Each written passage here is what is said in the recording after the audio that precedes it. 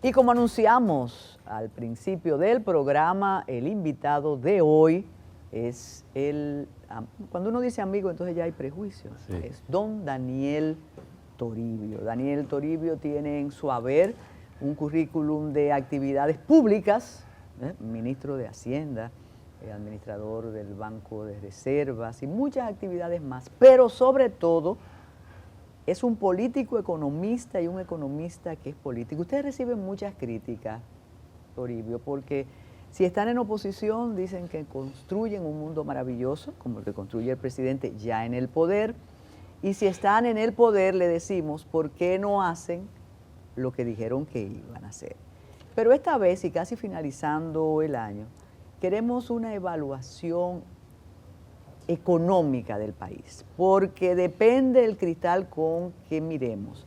Si oímos el discurso oficial, nunca antes habíamos estado tan bien, nunca antes. Si oímos las críticas medias, dicen eso no puede ser así, búscate las cifras del endeudamiento. Si oímos a técnicos secos, dicen no importa, la deuda pública, eso no importa. Y si logramos una posición más o menos ecuánime, dice, estamos bien, pero podríamos estar mejor. ¿Qué dice la experiencia de una persona como usted de lo que estamos viendo, de lo que nos espera y de lo que ya ha pasado? Bienvenido de nuevo. Gracias, Carmen, gracias por invitarme. Mira, no estamos bien, o sea, yo voy a dar, no estamos bien, y no estamos bien. La economía dominicana es una economía acostumbrada a crecer por el orden del 5%. Después de del coronavirus, que vino el rebote del 2021, a partir de ahí la economía va en un zigzag. Por ejemplo, este año se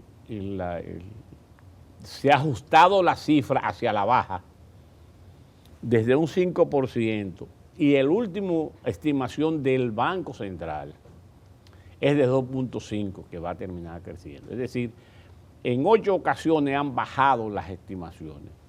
En mis cálculos no termina en 2.5, sino 2.2, si llega a 2.2 arañando.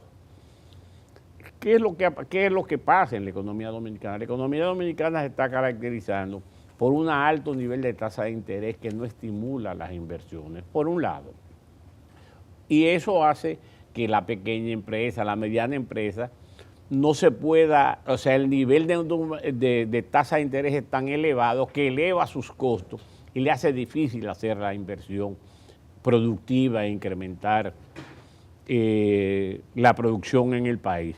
Pero además, el gobierno, por el lado del gobierno, el gobierno se ha caracterizado por un endeudamiento. Entonces tú dices, ¿y qué tú crees? Digo, mira, yo soy un defensor del endeudamiento. Yo creo en que los gobiernos deben endeudarse, más los gobiernos tipo nosotros en crecimiento tienen que tomar dinero prestado para hacer las grandes inversiones. Lo que pasa es que cuando eso se destina al gasto corriente, a sueldo, salario, a publicidad, no reproduce ni reditúa ese préstamo para pagarlo en el futuro. Yo siempre pongo el ejemplo, yo no recuerdo ahora si fue financiado o si no fuera, pero no importa. Presa de Tavera, vamos a suponer Presa de Tavera. ¿Cuántos años hace que se construyó la Presa de Tavera? Pudo haber sido en el 62, qué sé yo. Pero lo que es una realidad es que la Presa de Tavera se ha repagado varias veces. ¿Cómo se logra eso, Daniel? ¿El qué? Que se pague varias veces después. Cuando digo que se ha repagado varias veces, porque te da riego, te da agua de consumo, o sea, cuando quiero decir genera productividad en la sociedad suficientemente importante como para repagarla a la sociedad. Igual sucede con las obras infraestructurales. O sea, tú construyes, qué sé yo, un elevado y ese elevado incrementa la productividad, es decir, tú llegas más temprano, la producción se incrementa porque tú tienes una infraestructura que te permite trasladar los productos más rápido de un sitio a otro. Ahora, cuando tú inviertes eso en gasto corriente, yo siempre pongo el ejemplo de un viaje a Las Vegas con la tarjeta de crédito. Tú te vas, Terrible. Tú te vas a Las Vegas, gastas todo el dinero del mundo y te pasas años pagando esa tarjeta de crédito. No es lo mismo que el dinero tú hubieses utilizado para el inicial de un apartamento o de una casa. Tú podrás decir, bueno, pero... Gozas menos, pero aprovechas más. Claro. Pero además, si no pusiese, porque ese es el tema, si tú no pudieras seguir pagando el apartamento, tú lo puedes vender, tal vez con una plusvalía. O si por razones que sea tú tienes que dárselo a un hijo tuyo, el hijo tuyo lo podrá pagar o lo podrá vender con un mayor valor, una plusvalía de lo que tenía antes. O sea, todas estas cosas hacen entonces que el gasto corriente lo que convierte en un gasto improductivo. Y eso es lo que ha pasado en la sociedad dominicana. No se notan obras, cuando yo digo que, o sea, notas obras importantes, y cuando esas obras importantes, no solo que no se hacen obras importantes, sino que las que se inician o las que se terminan mal. O sea, el ejemplo claro es de la circunvalación de Baní. O por ejemplo, qué sé yo, el tanque de Consuelo, un tanque que explotó en Consuelo, en San Pedro. O por ejemplo, el agua de Jaina, que inauguraron un acueducto y el agua no le llegó a Jaina. O sea, cuando tú ves todos estos acontecimientos de obras que se supone se han terminado, pero si tú piensas, esas son las que se supone, o por ejemplo el Hospital de San Francisco de Macorís. El Hospital de San Francisco de Macorís, que iba a ser una ciudad hospitalaria, de 3 edificios, inauguraron uno. De 400 camas, solo tiene 100 y pico de camas. Pero además dijeron que el hospital viejo no se iba a usar y es el que se está usando. Entonces, cuando tú oyes eso, y además tú tienes obras, por ejemplo, tú que eres de Puerto Plata. La Duarte. No, bueno, la del Ámbar, que la han anunciado como 17 veces. Del primer discurso. Sí, pero pero el otro era la autopista Duarte. O sea, la autopista Duarte es una autopista infinita, infinita no por lo largo que es, sino porque no tiene fin. O sea, ¿cuántos años tienen invirtiéndole dinero a la autopista Duarte? Y tú entre Bonao y la capital, la cantidad de hoyos que tú encuentras son enormes. Pero igual, o sea, te digo, te hablan, por ejemplo, de la joya de Pedernales, pero en Pedernales nadie ha vuelto a hablar nunca del aeropuerto, porque Pedernales sin un aeropuerto o sin una carretera buena. Difícil. Es una situación difícil. ¿Y por qué es difícil? Bueno, piensa tú que tú vienes de, qué sé yo, de la Unión Soviética, de Rusia, y te llega al aeropuerto de las Américas, y tienes que pasarte 6 horas desde ahí a Pedernales. A Pedernales. Imposible. Y además no hay viaje, y el que de por ahí lo sabe, no hay viaje más largo que de Paraíso a Pedernales. Eso es, por más hermoso que sea el paisaje. Así es, o sea, de verdad, o sea, tú te sientes como que nunca acaba. Entonces, el aeropuerto no se habla cuando lo van a terminar. La carretera entre Riquillo y Pedernales tampoco se termina. O sea, cuando tú ves todas las obras que son necesarias en la ciudad, y además todos los días anuncian nuevas, porque ahora van a hacer de que el monorriel de Santo Domingo terminen el de Santiago. Daniel, pero te confiesas partidario del endeudamiento. Sí. En una ocasión, un funcionario muy apreciado nos dijo algo que para los novatos, lo que no sabemos, no novatos, los leguleyos en este aspecto, me pareció imposible. Y él decía que todos los presupuestos son deficitarios. ¿Por qué los presupuestos son deficitarios?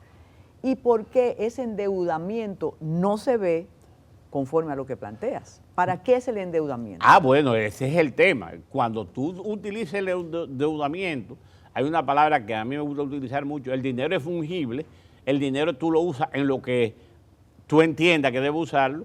Cuando tú te endeudas y eso lo dedicas a gastos que no son gastos que reditúan, la sociedad tiene que comenzar a pagar dinero sin haber tenido beneficios suficientes como resultado de esa inversión. Mira, el país, y cuando digo que el país no anda bien, es que tú oyes, pues inclusive desde los organismos oficiales, que el sector externo está bien. O sea, tenemos remesas elevadas, la inversión extranjera, que si las empresas son una fracaso, todo es un discurso bien. Ahora, la pregunta que se hace, si el sector externo está bien, ¿qué es lo que está mal en la economía dominicana? El sector interno.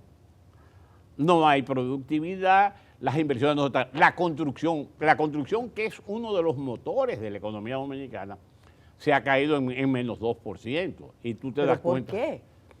Bueno, el tasa de interés tasas de interés que impactan a el que compra, porque el que compra no es solo el inicial, es que si tiene que pagar gastos comunes, que los intereses y todo ese tipo de cosas, y el que construye también toma prestado.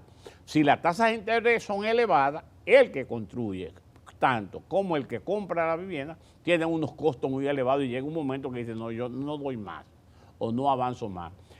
Te digo, la construcción ha terminado, está en -2, enero, octubre, lo cual te dice a ti de que uno de los motores más importantes de la economía dominicana, como es la construcción, está en cifras negativas. ¿Y por qué eso no preocupa al gobierno? Y nos dicen que estamos muy bien, incluso ese decrecimiento que tú planteas, ellos lo manejan de una manera positiva y dicen, ya no podemos hablar de la pandemia, y ese fue un argumento para la primera gestión, lo mismo que la guerra. Sí.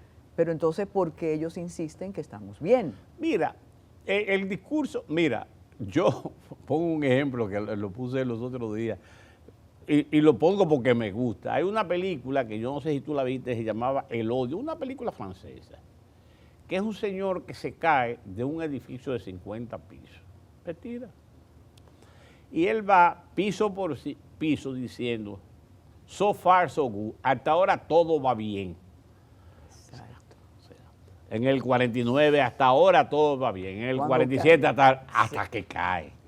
Entonces, obviamente, desde el gobierno saben que la situación no está en su mejor momento. Fíjate, por ejemplo, hay una cosa que es extraña, y digo que es extraña y lo quiero compartir, ojalá y se cambie.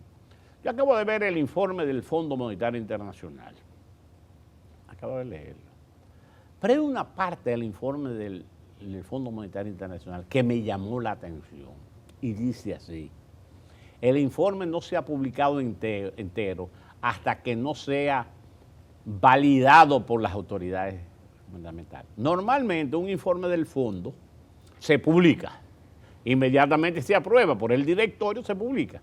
Este no se ha publicado. O sea, ¿por qué tú no lo publicas? ¿Resiste una administración un informe negativo o real del Fondo Monetario Internacional o le puede dar de lado?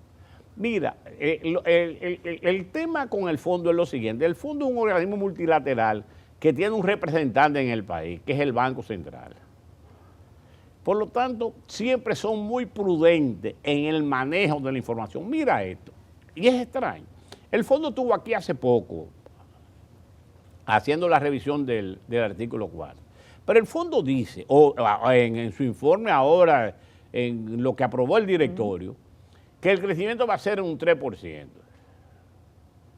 Tú dices, pero el gobernador del Banco Central acaba de decir que vamos a llegar a 2.5. O sea, el fondo ni siquiera en eso se preocupó, en actualizar una información que el Banco Central dice que sus estimaciones dan 2.5, lo dijo hace 15 días. Que a muchos sorprendió que dijera el descenso del crecimiento. Claro, y yo insisto en señalar que si llega a 2.5, me parece, o sea que va a ser entre 2 y 2.5, tal vez 2.2. Pero de todas formas eso pasa igual con el nivel de precio. Ya en los últimos tiempos ya comienza a haber un crecimiento. Bueno, y en términos del crecimiento, pero es una observación. Yo quise buscar también, inclusive para venir al programa, cómo estaba comportándose Centroamérica y República Dominicana. Que siempre el presidente compara las cifras con Centroamérica. Así es, pero sucede que Centroamérica, nosotros competíamos, en Centroamérica no. En América Latina, nuestra competencia era Panamá de crecimiento. Y posiblemente en este año nosotros terminemos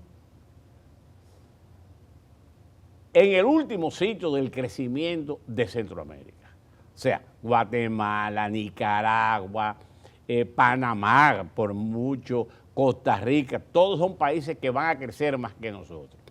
Y, o sea, y eso hace y implica de que la situación no se vea bien.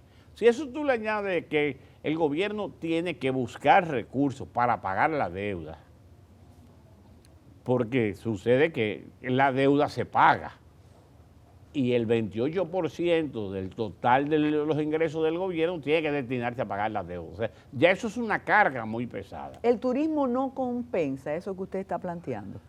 No solo la llegada de turistas, sino la inversión inmobiliaria en turismo, los empleos que produce. Mira, no lo compensa. Primero, el turismo, aquí las cifras del turismo se ha cambiado mucho entre la cantidad de turistas y la cantidad de visitantes. Ese es un tema también.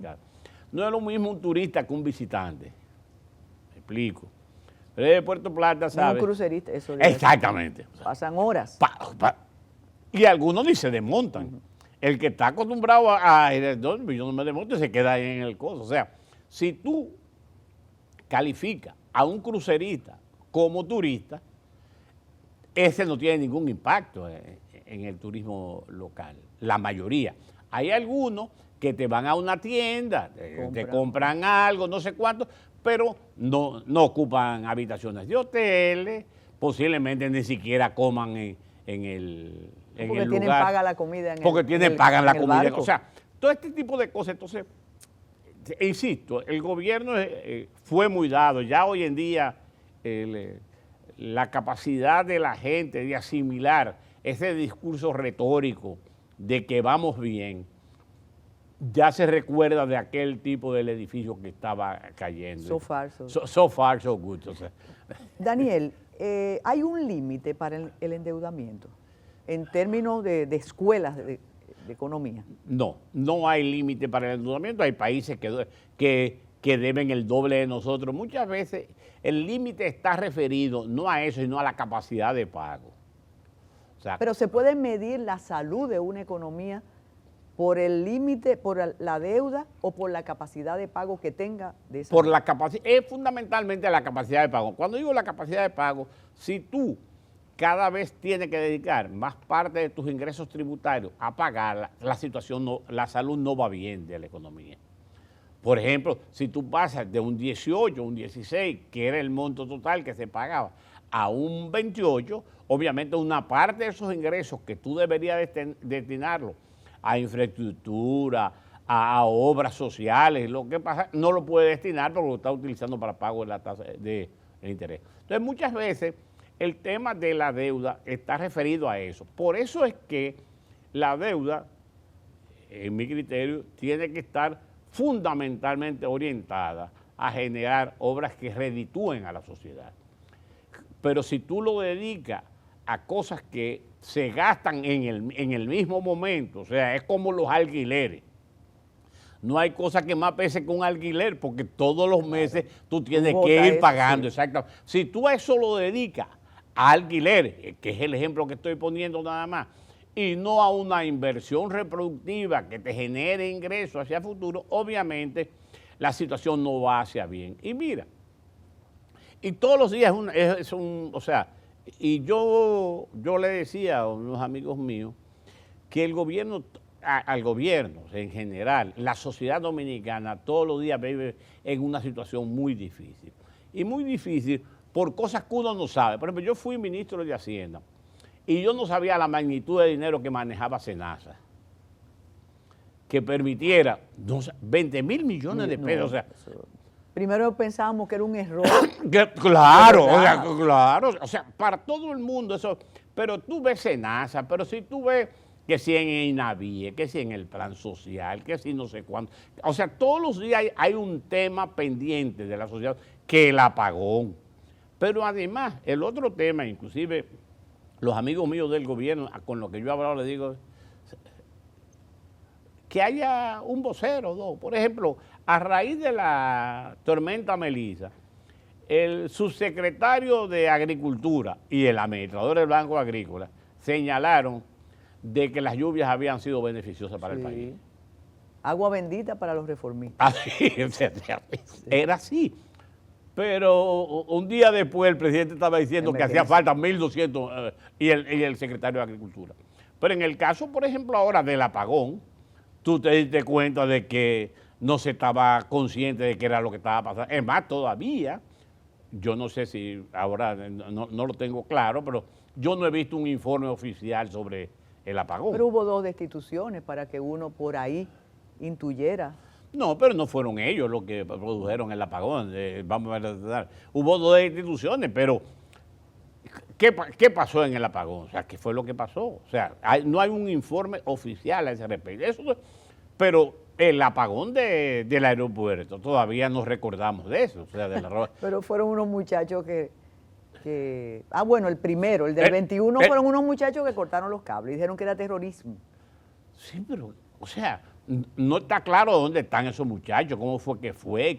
O sea, con esto lo que estoy señalando y diciendo es que todos los días es como una goma vieja, una goma que tú le tapas un hoyo y al otro día le aparece otro por otro sitio. Entonces, cuando tú dices que hay un discurso optimista por parte del gobierno, ya cada vez menos, Tú notas, inclusive en el discurso oficial, que comienzan ya a darse. Y yo digo que no creo que se vayan a recuperar. O sea, el discurso oficial no se va a recuperar. Lo que sí creo es que pueden tapar la hemorragia. Y tapar la hemorragia implica concentrarse en terminar cosas. O sea, ¿cómo a ti se te ocurre? Y vuelvo al tema del monorriel. ¿Cómo a ti se te ocurre plantear la construcción de un monorriel en Santo Domingo si tú todavía el de Santiago no lo terminas? Termínalo. Pero eso entusiasma, Daniel. Mira algo, quiere decir, y nosotros comenzamos antes de la entrevista con el reporte del Fondo Monetario Internacional, ¿no debe preocuparle al gobierno el informe del Fondo Monetario? Bueno, parece que sí que le preocupa que no lo han publicado oficialmente. O sea, las declaraciones del fondo, eso que sale en los periódicos, es la declaración de prensa del Fondo Monetario Internacional. Pero, si el fondo dice, acabo de verlo en estos momentos, el fondo dice que está a la espera de que le dé luz verde a las autoridades del Banco Central para publicar el informe entero. Entonces, los economistas nos gustan no ver los titulares de los periódicos y no ver qué es lo que hay detrás de cada una de esas cosas. Cuando recuerdas tu paso por el Ministerio de Hacienda, evidentemente tenemos que recordar nosotros el proyecto fallido de la modernización fiscal. Usted habla de que hay que buscar fondos para pagar la deuda. ¿Viene la modernización fiscal? ¿No es necesaria o es inminente la misma? Mira, el gobierno, cualquier gobierno, está en la obligación de hacer una reforma fiscal integral, donde incluya los ingresos y los gastos. Lo que pasa es que, y siempre hablo desde mi punto, en este caso de mi punto de vista, ese tipo de decisiones tienen que tomarse al inicio de los gobiernos. Por el efecto que puede. Claro, porque en los inicios de los gobiernos tú tienes, ¿qué tú tienes cuando tú inicias el gobierno? Tú tienes un alto capital político como resultado de haber ganado las elecciones. Tú puedes gastar parte de ese capital político en una reforma que, vamos a estar claros, una reforma, no importa cómo tú le llames, siempre va a tener un impacto en una parte de la población. Y ese capital político tú lo vas a perder al principio de la... pero con la esperanza de poderlo recuperar. ¿Por el mismo efecto de la reforma? Por el mismo efecto de la reforma. O sea, ahora, sí, pero siempre se dice eso y no lo entiende. Pero no de una vez. porque la reforma te da recursos para gastar en cosas que te van a generar un cierto nivel de capital y tal vez tú recuperes el capital político posteriormente. Ahora, ¿qué es lo que pasa? Que el gobierno, cuando intentó hacer la reforma recientemente, no sé cuánto, hizo un paquete que la gente no lo compró, no lo entendió, no se vendió correctamente. ¿No lo explicaron bien o no lo entendimos? Las dos cosas, o sea, porque era un arroz con mango, o sea, no era exactamente, además se manejó sin consenso, sí, y eso tiene una implicación política importante, la gente dice, no, así no. Pero hay otro tema también que tiene que ver con la reforma, que por eso hablamos de una reforma integral, que tiene que ver por el lado del gasto. O sea, cuando tú gasta sin control, sin mayores niveles de control, la gente no le gusta eso.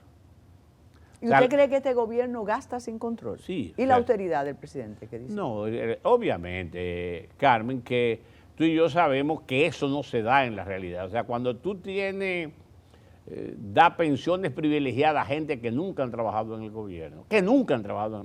Pero eso fue en campaña. Ah, bueno, no se puede quitar. No se puede quitar, eso es un gasto permanente. Sí. Es un gasto permanente. Entonces, cuando tú ves eso, cuando tú te das cuenta de que el gobierno gasta y gastaba dinero en publicidad sin mayores niveles de rigor, entonces te dice a ti, bueno, ¿y por qué razón, motivo o circunstancia yo tengo que pagar impuestos para que estas cosas se estén dando? Obviamente en la sociedad dominicana ya comienza a haber una preocupación por parte, digamos, yo no digo de todo el mundo, pero una parte importante de la sociedad que entiende que las cosas no van bien por el lado del gasto. Entonces, si tú le vas a plantear ahora, vamos a hacer una reforma para buscar más recursos, para gastar de la forma en que tú lo estás haciendo, no parece lo más razonable. Mira, en el 1996, durante el primer gobierno del Partido de la Liberación Dominicana al que pertenecías, primero se alegaba que eran unos muchachos que no sabían manejar la economía. Los resultados, bueno, desmintieron aquello porque ustedes mantuvieron, bueno, y comenzó la modernización, el crecimiento. Ahora por las críticas que comienzan, porque la verdad que esta administración se navegó tranquila, no había mar de fondo, ni mucho menos. ¿A qué le atribuirías lo que estás denunciando? ¿A un concepto errado de la economía política, a una visión política, o sencillamente que están esperando el tercer periodo para poder, hacer lo que prometieron? Yo no sé, si yo fuera a hacer una evaluación sobre el tema, yo creo que también hubo mucho desconocimiento. Mira, yo oí a mi amigo Mauricio Bengochea, el mago, decir una cosa que fue el discurso del PRM, que es lo que lo explica todo. O sea, si alguien ha explicado con pocas palabras qué es lo que ha pasado en el país, fue Mauricio. Mauricio decía, lo vi en un corte, sí, decía, para nosotros lo importante no era explicar el cambio, era hablar del cambio. Sí. Y cuando tú hablas del cambio, entonces tú generas un paraguas en el cual todo el mundo cabe, porque todo el mundo quiere un cambio. Pon tú, o sea, qué sé yo, que te voy a poner un caso que para mí es importante porque conozco muchos amigos que estaban involucrados en eso. El tema de las 3 causales. Por ejemplo, las 3 causales. Eso era una condición sine qua non para apoyar a... Creíamos. Sí, pero no, entonces, en ese paraguas entraban eso.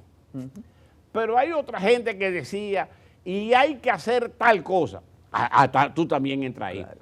Pero de ahí a decir cómo hacerlo era muy difícil. Entonces, eso llevó a que no solo hubiese un paraguas en el que todo el que quería cambiar se cobijó, sino además que no se prepararon para hacer eso. Entonces tú te das cuenta que un partido, que no sé si es, porque yo soy de lo que creo que en el caso del PRM es una sumatoria de dos liderazgos que se crearon ahí, que fue Luis e Hipólito, donde Luis ganó e Hipólito concedió con una parte del gobierno, pero que no se ve claro si estaban o no preparados para gobernar. Y por eso tú te das cuenta de que muchos de los funcionarios públicos no son del PRM.